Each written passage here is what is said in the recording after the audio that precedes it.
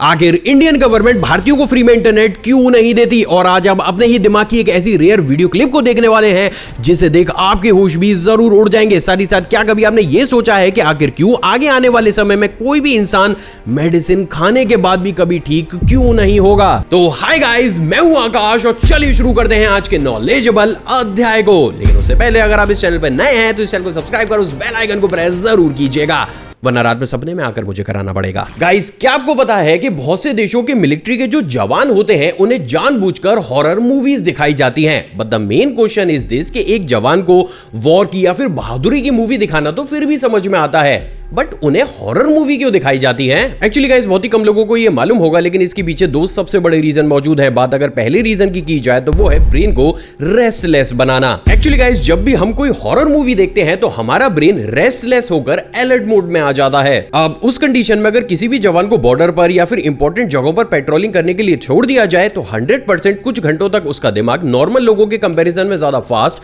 और alert mode में काम करेगा। वहीं दोस्तों, अब बात अगर दूसरे कारण की जाए तो वो है अकेलेपन को दूर करना। जी हाँ, भले ही सुनने में आपको यह भी काफी ज्यादा अजीब लग रहा हो, लेकिन ज्यादातर उन जवानों को जिन्हें 1 या फिर 2 किलोमीटर के एरिया में अकेले ही पेट्रोलिंग करनी पड़ती है, उन्हें अक्सर बहुत सी डरावनी मूवीज को दिखाया जाता है, जिससे जब रात में उन्हें उस एरिया में अकेला छोड़ा जाए तो वो पूरे ही तरीके से अलर्ट रहे और उनको ऐसा लगे कि मानो अंधेरे में या तो कोई उनका पीछा कर रहा है या फिर कहीं से अजीब सी आवाजें आ रही हैं। और गाइस, ये एक बेहद ही नेचुरल फिनोमेना है जो कि हर उस इंसान के साथ होता है जो कि हॉरर मूवी को देखता है। लेकिन इंसान की इसी कमजोरी को ताकत बनाने का काम मिलिट्री करती है। बट अनफॉर्चुनेटली हम में से बहुत ही कम लोगों को मिलिट्री के सीक्रेट के बारे में भाई पता भी होगा। गाइस, आज की इस दुनिया में हमें कुछ दिखे या फिर ना दिखे, लेकिन हर एक जगह पर लड़ाई होती हुई तो जरूर दिखती है। फिर वो चाहे रोड हो, सोसाइटी हो, शॉप हो या फिर हमारे आसपास का एरिया एंड इवन हमारा घर भी। और यहां तक भी अगर आप थक चुके हैं तो बस आप अपना फोन उठा लीजिए, वहां पर भी आपको मेजॉरिटी ऑफ केसेस में क्रिएटर्स या फिर लोगों के बीच लड़ाई होती हुई नजर आएगी। लेकिन क्या आपको पता है कि जिस लड़ाई को आप डेली सोसाइटी में होता हुआ देखते हैं, वो लड़ाई एक इंसान के दिमाग में हर दिन, हर घंटे, हर मिनट और इवन हर सेकंड भी चलती है। नहीं समझे? डोंट वरी, मैं समझाता हूं। एक्चुअली गाइस, अभी तक तो आपने बहुत सी जगहों पर यह पढ़ा होगा कि जो न्यूरॉन्स होते हैं वो हमारे ब्रेन में इंफॉर्मेशन या फिर हमारी हैबिट को बिल्ड करने के लिए एक दूसरे के साथ जुड़कर एक पाथवे को बनाते हैं। बट व्हाट इफ कि अगर मैं आपसे ये बोलूं कि अभी तक आपने जो ये चीज पढ़ी है इसकी इंफॉर्मेशन पूरे ही तरीके से आधी है। एक्चुअली गाइस, हमारे न्यूरॉन्स हमारे ब्रेन में पाथवे तो बनाते हैं, लेकिन उस पाथवे को बनाने के लिए एक न्यूरॉन दूसरे न्यूरॉन से प्रॉपर हम इंसानों की तरह लड़ाई करके अपनी जगह को बनाता है। और उसी का ही जीता जागता एग्जाम्पल है ये एक्सक्लूसिव वीडियो, जो एक्चुअली में एक इंसानी दिमाग के अंदर की न्यूरॉन्स की वीडियो है। और इसमें क्लियरली आप ये देख सकते हैं कि कैसे एक न्यूरॉन दूसरे न्यूरॉन से अपने कनेक्शन को बनाने के लिए किसी तीसरे या फिर आसपास मौजूद न्यूरॉन्स को कैसे पकड़ कर हम इंसानों की तरह खींचकर पीछे की तरफ कर देता है। एक्चुअली गाइस, ऐसा सिर्फ इसलिए होता है क्योंकि एक न्यूरॉन जो इस तरीके से एक पाथवे को बनाकर एक सर्किट को पूरा करता है, उसकी लाइफ अकेले पड़े हुए न्यूरॉन या फिर जो ऐसे ही इधर उधर हवर कर रहा होता है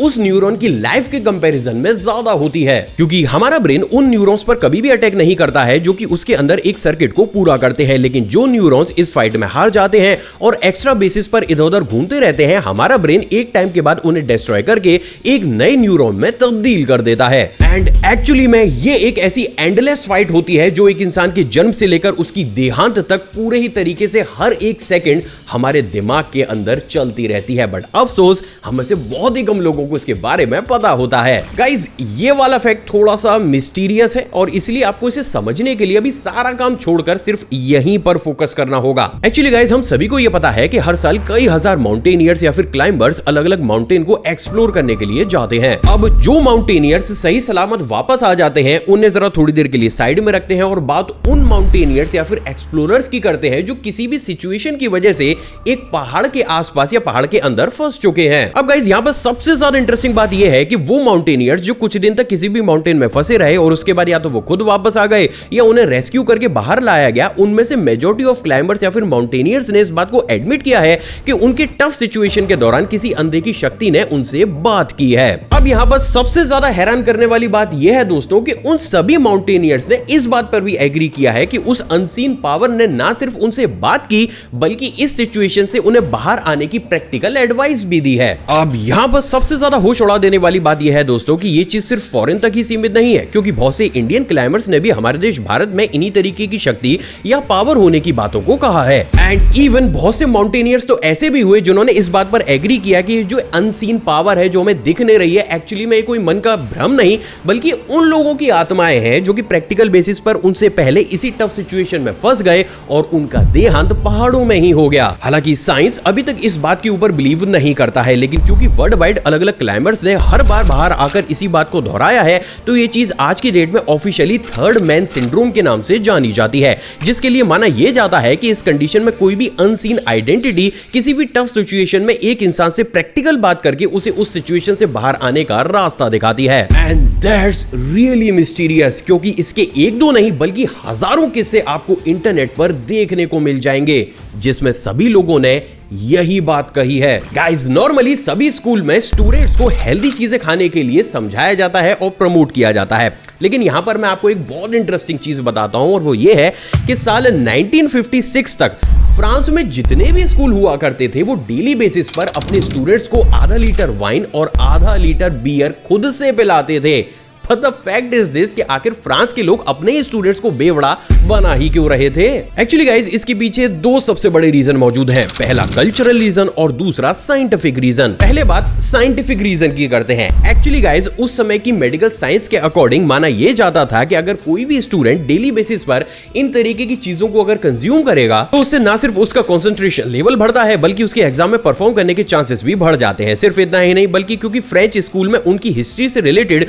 कुछ ऐसे सब्जेक्ट्स को भी पढ़ाया जाता था जो कि काफी ज्यादा कॉम्प्लेक्स हुआ करते थे, जिससे अच्छे से समझने के लिए वहां के स्टूडेंट्स को इन तरीके की चीजों को ऑफिशियली पिलाया भी जाता था। अब गाइस, क्योंकि उस समय उस देश की गवर्नमेंट ऑलरेडी इन तरीके की ड्रिंक्स को हेल्दी ड्रिंक्स की कैटेगरी के अंदर डालती थी, तो इस चीज को ऑफिशियली सभी स्टूडेंट्स को पिला भी दिया जाता था। तो वहीं दोस्तों, अब बात अगर दूसरे कारण की जाए तो वो है कल्चरल रीजन। और इसको इजी वे में समझने के लिए मैं आपको एक छोटा सा एग्जांपल देता हूं कि अगर आज की डेट में इंडिया के अंदर किसी भी स्कूल में लस्सी, बटर मिल्क या फिर नींबू की शिकंजी को पिलाया जाए तो शायद हमें से बहुत से ऐसे लोग होंगे जिनको इस चीज के ऊपर किसी भी तरीके की आपत्ति नहीं होगी। और इसके पीछे का रीजन भी बिल्कुल साफ है। पहला तो इन तरीके की ड्रिंक्स को इंडिया में अनहेल्दी ड्रिंक्स की कैटेगरी के अंदर नहीं डाला जाता। साथ ही साथ अभी तक हमारी मेडिकल रिसर्च ये बोलती है कि ये ड्रिंक्स ह्यूमन बॉडी के लिए नुकसानदायक नहीं होती। अब गाइस, यही सेम सिनेरियो साल 1956 से पहले फ्रांस के स्कूलों में हुआ करता था, जहां पर क्योंकि उस समय इन ड्रिंक्स को काफी ज्यादा हेल्दी माना जाता था तो स्टूडेंट्स और उनके पेरेंट्स को किसी भी तरीके की कोई आपत्ति हुआ ही नहीं करती थी। बट आफ्टर 1956 वहां के कुछ लॉस चेंज हुए और आज की डेट में इन तरीके की चीजों को वहां पर 18 साल की उम्र से ही ज्यादा बड़े स्टूडेंट्स को पीने के लिए दिया जाता है। बट कुछ रेयर कंडीशन ऐसी भी है जहां पर आज भी 18 साल से छोटे बच्चों को स्कूल में चलते फिरते ऐसी चीजें दे दी जाती हैं। Strange but true. गाइस, क्या आपको पता है कि अगर आप पिछले 2 या 3 सालों के स्टैट्स को उठाकर देखेंगे तो आपको यह पता चलेगा कि भारत में जितने भी नए पेशेंट्स आ रहे हैं उनमें से मेजॉरिटी ऑफ पेशेंट्स राजस्थान या फिर इस स्टेट के आसपास लगे हुए इलाकों से ही आ रहे हैं। एंड दैट्स रियली इंटरेस्टिंग कि जहां एक तरफ पूरी दुनिया डॉक्टर्स, इंजीनियर्स या इन जैसे लोगों को प्रोड्यूस कर रही है, तो वहीं दूसरी तरफ भारत के अंदर राजस्थान पेशेंट्स को डेवलप कैसे कर रहा है। एंड गाइज, एक्चुअली में इसके आंसर को जानने के लिए हमें और आपको चलना पड़ेगा पूरी दुनिया के सफर पर। एक्चुअली गाइज, नॉर्मली हर एक साल हर एक देश में खाने पीने की चीजों के कुछ सैंपल को कलेक्ट करके ये देखा जाता है कि उनके अंदर कितनी मिलावट मौजूद है। अब इसके बाद या तो मिलावट नहीं होती है तो उस प्रोडक्ट को मार्केट में ऐसे ही छोड़ दिया जाता है, लेकिन अगर उसमें मिलावट पाई जाती है तो उस प्रोडक्ट या फिर फूड के सैंपल को पूरे ही तरीके से रिजेक्ट कर दिया जाता है। अब इंटरेस्टिंगली, अगर आज की डेट में हम दुनिया के सभी बड़े देशों का ये एवरेज निकाले तो वो एवरेज बनता है 17%। यानी कि सिंपल लैंग्वेज में किसी भी बड़े देश में अगर 100 प्रोडक्ट्स को लिया जाता है और उनके ऊपर टेस्टिंग की जाती है तो 100 में से 17 प्रोडक्ट के अंदर मिलावट पाई जाती है। तो वही बात अगर इंडिया की जाए तो एवरेज के हिसाब से इंडिया के हर 100 प्रोडक्ट में से 22 के अंदर मिलावट दर्ज की जाती है। तो वहीं अब अगर स्पेसिफिक बात राजस्थान की करूं तो राजस्थान में हर 100 में से 27 प्रोडक्ट के अंदर फूड डिपार्टमेंट को मिलावट मिलती है। और इसमें भी स्पेसिफिक अगर जयपुर की बात की जाए तो वहां तो 100 में से 30 प्रोडक्ट के अंदर मिलावट को पाया गया है। एंड माइंड यू, ये मिलावट सिर्फ पैक्ड फूड तक ही नहीं बल्कि फ्रूट्स, वेजिटेबल्स, चाय पत्ती और नॉर्मली डेली बेसिस पर आप जो कंज्यूम करते हैं, जिसे कहते हैं कि मार्केट से मैं फ्रेश चीज लेकर आया हूं, उनके अंदर भी पाई गई है, जिसके चलते हुए अभी रिसेंटली राजस्थान और जयपुर ने पूरे देश में सबसे ज्यादा मिलावटी प्रोडक्ट को प्रोड्यूस करने का एक ऐसा रिकॉर्ड बनाया है जिसे शायद कोई और स्टेट कभी भी नहीं बनाना चाहेगा। अब इंटरेस्टिंगली इसके पीछे बहुत से ऐसे लूप होल्स हो सकते हैं जिन्हें या तो भरा नहीं गया या फिर एक्चुअली में कोई भरना नहीं चाहता, लेकिन बस इससे प्रॉब्लम इतनी सी हो रही है कि क्योंकि इस स्टेट के लोग भर भर कर मिलावटी खाना खा रहे हैं, तो पिछले 2 या 3 सालों के स्टेट्स को आप देखेंगे तो आप ये पाएंगे कि पूरे इंडिया में जो नए पेशेंट्स हैं वो बहुत बड़े स्केल पर राजस्थान से ही प्रोड्यूस हो रहे हैं। एंड ऑनेस्टली ये चीज ना सिर्फ एक स्टेट बल्कि पूरे ही देश के लिए किसी भी तरीके से सही नहीं है। गाइज आपने भी इस चीज को नोटिस तो जरूर किया होगा कि जब भी हम कहीं पर ही बैठे होते हैं और सडनली हमारे आसपास से कोई ब्यूटीफुल वुमन जाती है तो अनइंटेंशनली हम में से बहुत से मर्द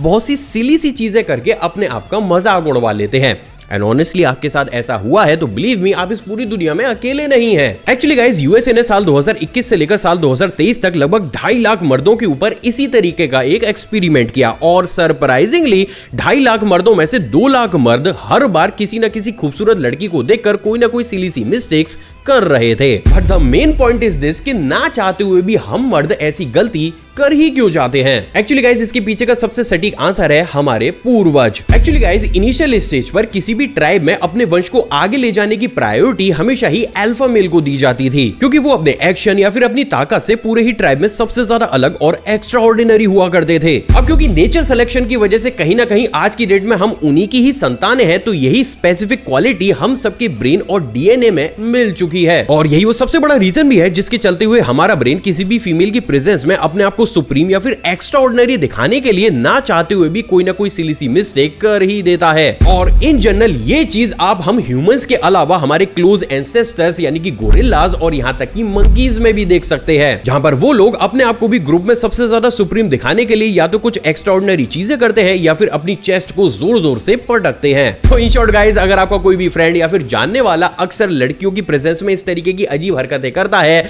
तो सैडली उसमें गलती उसकी नहीं बल्कि उसके पूर्वजों की है। गाइस आज की डेट में अगर हम जरा से भी बीमार हो जाते हैं तो हम तुरंत ही मेडिसिन को लेकर आसानी से उस बीमारी को ठीक कर लेते हैं। बट व्हाट इफ कि अगर मैं आपसे ये बोलूं कि आगे आने वाले समय में बेहद ही रेयर कंडीशन में किसी भी मेडिसिन से कोई इंसान स्वस्थ हो पाएगा। वेल अब इतनी नेगेटिव बड़ी बात मैं क्यों कर रहा हूं,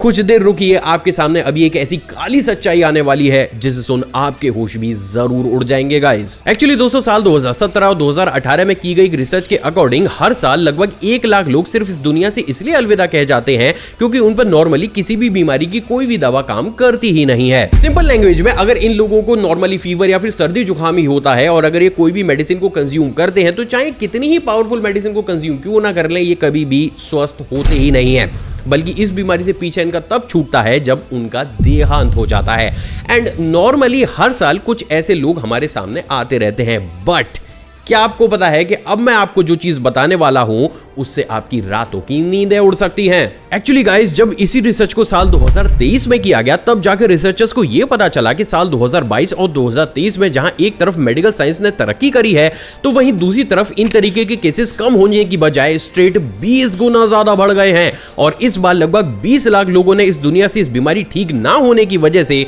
अलविदा कहा है। So now the point is this कि आखिर इतनी एडवांस और पावरफुल मेडिसिन भी अब हम इंसानों के ऊपर काम कर ही क्यों नहीं रही है। एक्चुअली गाइस नॉर्मली जब भी हम कोई मेडिसिन को खाते हैं तो हमारी बॉडी उस मेडिसिन के हिसाब से अपनी रेजिस्टेंस पावर को जनरेट करती है। यानी कि सिंपल लैंग्वेज में अगर आपको फीवर हो रहा है और आपने लो पावर वाली मेडिसिन खाकर उसे ठीक कर लिया है तो 4 से 5 बार बाद जब आपको दोबारा से फीवर होगा तो इस बार उस मेडिसिन से वो ठीक नहीं होगा, क्योंकि इस कंडीशन में आपकी बॉडी उस मेडिसिन के हिसाब से अपनी रेजिस्टेंस पावर को डेवलप कर चुकी है और इस कंडीशन में बॉडी को चाहिए अब एक्स्ट्रा पावर की मेडिसिन। अब नॉर्मली गाइस इस फास्ट पेसिंग दुनिया में अगर हमें जरा सा भी कहीं बॉडी पेन हो जाता है या फिर फीवर या जुकाम भी हो जाता है तो हम उसे सहन करने की बजाय या फिर घरेलू नुस्खों से उसे ठीक करने की बजाय तुरंत ही उसके लिए हैवी एंटीबायोटिक्स या फिर मेडिसिन को खा लेते हैं, जिसकी वजह से आज दुनिया भर में लाखों लोगों की ऐसी रेजिस्टेंस पावर जनरेट हो चुकी है जिसकी वजह से अगर उन्हें कोई सिंपल सी बीमारी भी होती है तो वो पावरफुल से पावरफुल मेडिसिन से भी ठीक नहीं हो रही। एंड इन दी लास्ट वो लोग सिंपल सर्दी जुकाम जैसी बेसिक चीजों की वजह से ही इस दुनिया को अलविदा कह रहे हैं। अब गाइस भले ही आपको ये चीज सुनने में काफी ज्यादा छोटी लग रही हो, लेकिन मैं आपको बता दूं कि अभी रिसेंटली यूनाइटेड नेशन ने भी एक हाई लेवल की मीटिंग इसी चीज की वजह से कंडक्ट की है, जिसमें भी ये बात पूरी तरीके से क्लियर हुई है कि अगर यही सेम सिनेरियो 5 से 10 साल तक और ज्यादा चलता हुआ चला गया तो वो दिन अब दूर नहीं होगा जब हमारी मेडिकल साइंस चाहे कितनी भी पावरफुल से पावरफुल मेडिसिन बना ले, वो मेडिसिन हम इंसानों पर असर करेगी ही नहीं और सिंपली सर्दी जुकाम या फिर फीवर या लूज मोशन जैसी बीमारियों की वजह से भी हम इंसान इस दुनिया से अलविदा कह जाएंगे। मतलब ऑनेस्टली इस रिपोर्ट को पढ़ने के बाद मुझे यह समझ में आया है कि हमारी जो दादी नानियां होती थी ना, वो दवाई से ज्यादा घरेलू नुस्खों पर बिलीव क्यों करती थी। तो गाइस अभी भी समय है, हर छोटी मोटी बीमारी या फिर पेन के लिए दवा लेने की बजाय घरेलू नुस्खों का इस्तेमाल करें, साथ ही साथ अपनी इम्यूनिटी को बढ़ाने के लिए बेटर फूड को कंज्यूम करना है। वरना ऑनेस्टली जब ये चीज दुनिया के सामने आएगी तो इससे कोई भी नहीं बच पाएगा। आखिर क्यों इंडियन गवर्नमेंट भारतीयों को फ्री में इंटरनेट क्यों नहीं देती? एक्चुअली गाइस भले ये चीज आपको सुनने में अभी काफी ज्यादा अजीब लग रही हो, लेकिन इस दुनिया में ऑलरेडी बहुत सी ऐसे देश और गवर्नमेंट्स मौजूद हैं जो कि अपने यहाँ के नागरिकों को फ्री में इंटरनेट प्रोवाइड कराते हैं, क्योंकि उन कंट्रीज के अकॉर्डिंग किसी भी इंसान का इंटरनेट यूज करना उसकी मौलिक राइट्स में से एक है और एक इंसान से ये राइट नहीं छीना जा सकता। तो अब यहाँ पर सबसे बड़ा क्वेश्चन तो ये खड़ा होता है कि जब बहुत से देश ऑलरेडी फ्री में इंटरनेट दे रहे हैं या फिर वो ऑलरेडी ऐसे प्रोजेक्ट को लाइन अप कर चुके हैं जिसके चलते हुए आगे आने वाले 1 या 2 सालों के बाद वो अपने नागरिकों को फ्री में इंटरनेट देंगे, तो उस सिचुएशन में हमारा देश भारत या हमारी गवर्नमेंट हम लोगों को फ्री में इंटरनेट क्यों नहीं दे रही है? एक्चुअली गाइस आप ये जानकर दंग रह जाएंगे, लेकिन इंडिया भले ही पूरी ही दुनिया की दूसरी सबसे ज्यादा बड़ी मोबाइल यूजर वाली कंट्री हो, लेकिन साल 2023 में G20 समिट के दौरान बहुत से लोगों ने ग्लोबली जब इस मैटर को दुनिया के सामने रखा, जिसमें उन्होंने ये बोला कि वो इंटरनेट को काफी ज्यादा एसेंशियल चीज मानते हैं और उसे फ्री ऑफ कॉस्ट करके हर एक देश के नागरिक को पहुंचा दिया जाना चाहिए, तो उस कंडीशन में इंटरेस्टिंगली जहां एक तरफ पूरी दुनिया के बड़े बड़े देश इस मैटर पर विचार कर रहे थे, तो वहीं दूसरी तरफ हमारी इंडिया ने क्लियरली ये बोला है कि वो फ्री में इंटरनेट को प्रोवाइड नहीं कराएंगे। But the main question is this कि क्यों? एक्चुअली में गाइस इसके पीछे 3 सबसे बड़े कारण मौजूद हैं। बात अगर सबसे पहले कारण की जाए तो वो है कंट्री का फ्यूचर। एक्चुअली गाइस अगर नॉर्मली ऑफिशियल स्टैट्स को उठाकर देखा जाए तो जिन जिन कंट्रीज ने अपने नागरिकों को फ्री में इंटरनेट प्रोवाइड कराया है, उनका यूथ ज्यादा एनर्जेटिक या प्रोडक्टिव होने की बजाय लेजी और एमलेस होता हुआ नजर आया है। क्योंकि गाइस नॉर्मली स्टूडेंट्स को पढ़ने लिखने की उम्र में अगर 24 घंटा फ्री में इंटरनेट दे दिया जाए तो ये बात किसी से भी नहीं छिपी है, लेकिन मेजॉरिटी ऑफ स्टूडेंट्स इसका इस्तेमाल अपनी स्किल को या फिर खुद को डेवलप करने की बजाय फालतू के कंटेंट को कंज्यूम करने में करेंगे, जिसकी वजह से ना सिर्फ उनका फ्यूचर खराब होगा बल्कि डायरेक्ट नहीं तो इनडायरेक्ट उस देश का भी आगे आने वाला समय ज्यादा अच्छा नहीं रहेगा। और इसका ही जीता जागता एग्जांपल आप हमारे देश भारत में भी देख सकते हैं, भले ही यहां पर फ्री में इंटरनेट ना दिया गया हो फिर भी। क्योंकि गाइस बात अगर नई जनरेशन या फिर जेन ज़ी जनरेशन की जाए तो उनका पार्टिसिपेशन देश के डेवलपमेंट में जितना होना चाहिए था, उससे उलट आज की डेट में देश के डेवलपमेंट में उनका परसेंटेज रैपिडली गिर रहा है और नो डाउट आगे आने वाले कुछ ही सालों में इसके रिजल्ट्स भी हमें हमारे देश भारत में भी देखने को मिलेंगे। क्योंकि गाइस आज की जनरेशन भी अपनी स्किल को डेवलप करने की बजाय घंटों घंटों मोबाइल पर बैठकर या तो रील्स या फिर शॉर्ट्स को कंज्यूम करती रहती है या फिर उन्हें बनाती रहती है। वहीं दोस्तों अब बात अगर दूसरे कारण की जाए तो वो है इंफ्रास्ट्रक्चर। एक्चुअली गाइस अगर आज की डेट में हमारी इंडियन गवर्नमेंट फ्री में हमें इंटरनेट प्रोवाइड करने की बात करे तो प्रैक्टिकल बेसिस पर उन्हें अपना इंफ्रास्ट्रक्चर काफी ज्यादा मजबूत करना होगा। क्योंकि भले ही आज हम दुनिया के दूसरे सबसे बड़े मोबाइल यूजर बेस को लिए बैठे हो, लेकिन फिर भी 40% इंडियंस आज की डेट में इंटरनेट से दूर हैं। अब अगर इंटरनेट फ्री हो जाएगा तो नो डाउट वो बचे हुए भी 40% में से बहुत से लोग इंटरनेट से खुद को कनेक्ट करेंगे। अब इस कंडीशन में हमारी गवर्नमेंट को एक तो एग्जिस्टिंग यूजर के प्रॉपर लोड को झेलना होगा, साथ ही साथ जो नए यूजर इंटरनेट से कनेक्ट होंगे उन्हें भी बेटर सर्विस प्रोवाइड करनी होगी, जिसके लिए अरबों खरबों की फंडिंग और एक बहुत लंबा समय हमारी इंडियन गवर्नमेंट को चाहिएगा। और जो नो डाउट इंडिया के अंदर कोई भी गवर्नमेंट आ जाए उसके लिए ऐसा करना आज की डेट में तो पॉसिबल नहीं है। क्योंकि गाइस इंडिया अभी एक डेवलपिंग कंट्री है और हमें बहुत बारीकी से ये एनालाइज करना होता है कि देश का पैसा किस सेक्टर में लगाया जाए, जिससे कुछ ना कुछ उससे आउटकम तो हमें जरूर मिले। तो इस कंडीशन में अगर आज की डेट में हमारे देश में इंटरनेट को फ्री कर दिया जाए, तो बात अगर फ्री इंटरनेट की जाए तो ये उस कंडीशन में तो हो सकता है जब हमारी कंट्री पूरे ही तरीके से डेवलप हो जाए। लेकिन अगर आज की कंडीशन में ये चीज की जाएगी तो इससे ना सिर्फ हमारी इकोनॉमी बुरी तरीके से खराब हो जाएगी, बल्कि ये बहुत बड़े स्केल पर हमें आगे जाकर फाइनेंशियल क्राइसिस भी झेलनी पड़ेगी। तो वहीं दोस्तों अब बात अगर तीसरे कारण की जाए तो वो है देश के रेवेन्यू सिस्टम को कोलैप्स कर देना। एक्चुअली गाइस ये जो टेलीकॉम सेक्टर है ये एक बहुत बड़े सर्कल में काम करता है। एग्जांपल के लिए एक यूजर अपनी टेलीकॉम कंपनी को इंटरनेट चलाने के लिए पैसा देता है, जिस पैसे का इस्तेमाल वो कंपनी अपने इंफ्रास्ट्रक्चर को डेवलप करने, अपने एम्प्लॉइज को सैलरी देने और गवर्नमेंट को टैक्स देने के लिए करती है। अब यही टैक्स का पैसा हमारी गवर्नमेंट डायरेक्ट नहीं तो इनडायरेक्ट तरीके से अलग अलग सेक्टर्स में हमारे देश के ही डेवलपमेंट में इन्वेस्ट करती है। अब अगर ये मान लिया जाए कि इंडिया में इंटरनेट पूरे तरीके से फ्री कर दिया जाएगा तो इससे एक तो गवर्नमेंट का जो टैक्स उनको रेवेन्यू के रूप में मिल रहा है वो पूरे तरीके से बंद हो जाएगा, और दूसरा इंडिया के अंदर जितनी भी बड़ी बड़ी टेलीकॉम कंपनीज मौजूद हैं वो भी कहीं ना कहीं वाइंड अप करके भाग जाएंगी। ये बात तो पूरे तरीके से क्लियर है कि इंडिया के अंदर जो भी कंपनी काम कर रही है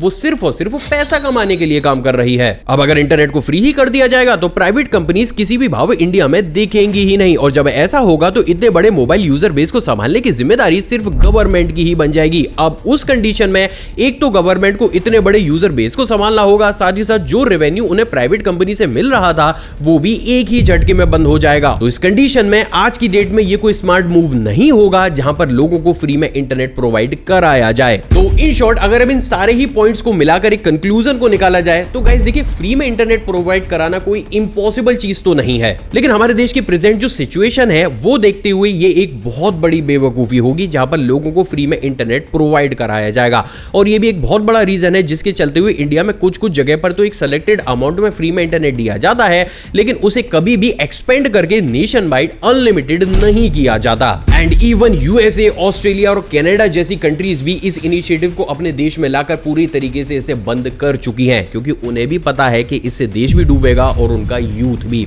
सो आई होप गाइज आज आपको ये समझ में आ गया होगा कि इंडिया में इंटरनेट फ्री में प्रोवाइड क्यों नहीं कराया जाता। आई होप गाइज ये एपिसोड आपको पसंद आया होगा और आपने ऑलरेडी इस वीडियो को लाइक कर दिया होगा। मुझसे इंटरेक्शन को बढ़ाना चाहते हैं नीचे कमेंट सेक्शन में कमेंट कीजिएगा, या फिर आप चाहें तो मुझे इंस्टाग्राम पर भी फॉलो कर सकते हैं। जय हिंद।